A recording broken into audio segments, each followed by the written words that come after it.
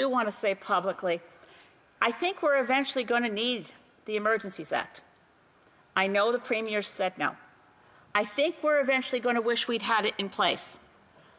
The public welfare portion of the Emergencies Act, it's not the War Measures Act of old. I read it for the first time a couple weeks ago and thought, this is what legislation to deal with an emergency looks like when it's not written by people in the middle of an emergency.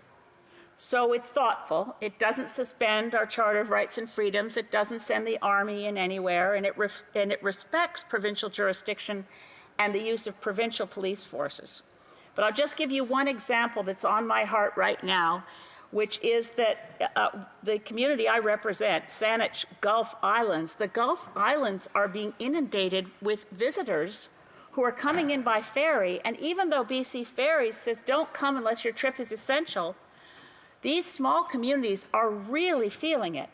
The grocery store shelves empty out with people from urban areas coming to visit. I know it's happening in cottage country. I'm sure the Muskokas are experiencing the same thing. Get out of the city and go to your cottage.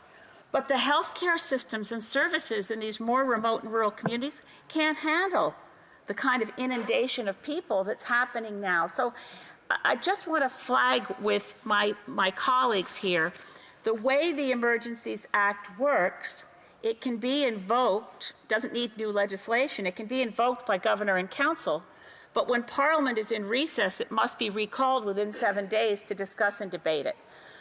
So in an ideal world, just as a precaution, I would have liked us to discuss it and debate it today while we're here, so we have it in our back pocket if we need it, because I'm not certain that at some point in the coming weeks, we won't wish we had it, to make sure that we had a national priority system for distribution of ventilators and N95 masks, that we didn't have the capacity to say we need to stop people from going into these smaller communities that can't handle an influx of population right now.